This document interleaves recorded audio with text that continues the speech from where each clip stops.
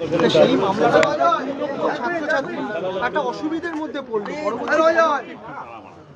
দেখুন, সুপ্রিম কোর্টের রায়ের পরে হাইকোর্টের যে অন্যরকম কিছু বিবেচনা হতে পারে সেটা আমাদের ধারণা ছিল না।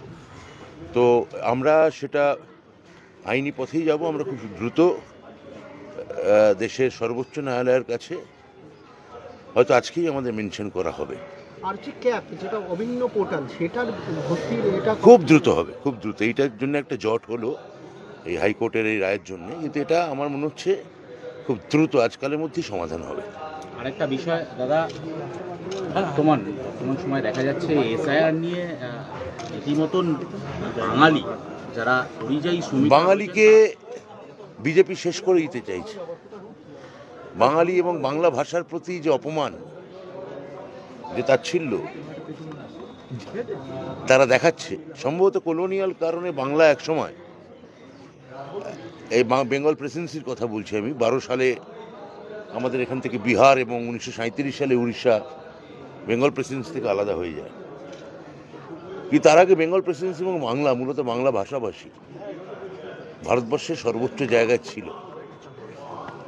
দেশভাগ, বেঙ্গল প্রেসিডেন্সিকে টুকরো করা, এখানে রাজনৈতিক অস্থিরতা, অনেক কারণে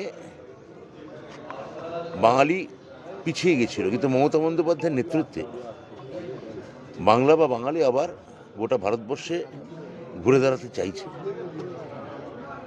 পরপর 3টে নির্বাচন, 21-এর নির্বাচনও আপনারা দেখেছেন। বিজেপি যেহেতু ক্ষমতা কেন্দ্রিক পার্টি, 21-এর নির্বাচনে পরাজয়ের পর তারা এখন 26-এ বাংলা বা বাঙালিকে শেষ করার জন্য বদ্ধপরিকর। কারণ তারা পরিষ্কার বুঝতে পারছে যে পশ্চিমবঙ্গের জনাদেশ, মানুষের আবেগ, এসবই আমাদের মুখ্যমন্ত্রী মমতা বন্দ্যোপাধ্যায়ের সঙ্গে আছে। ফলে আমাদের নেতা অভিষেক বন্দ্যোপাধ্যায় যেটা বলেছেন যে বাংলা বা বাঙালিকে অপমান করা, এটা বিজেপির একটা স্বধর্ম হয়ে দাঁড়িয়েছে। মানুষের উত্তর দেবে। দাদা আরেকটা প্রশ্ন, বাংলা ইন্ডিয়া অ্যালায়েন্স বৈঠক বসলো, সোনিয়া গান্ধী, রাহুল গান্ধীর সঙ্গে অভিষেক বন্দ্যোপাধ্যায় এসআইআর নির্বাচন কমিশন ইস্যুতে নির্বাচন কমিশনের সামনে তারা বিক্ষোভও দেখাবে। কি বলবেন সব মিলিয়ে ইন্ডিয়া অ্যালায়েন্সের এতদিনের পরে বৈঠক? এটা তো আমাদের মানে পার্লামেন্টারিয়ান টিমের কথা। এটা আমি এখানে এই মুহূর্তে আমার এখানে বলা ঠিক নয়।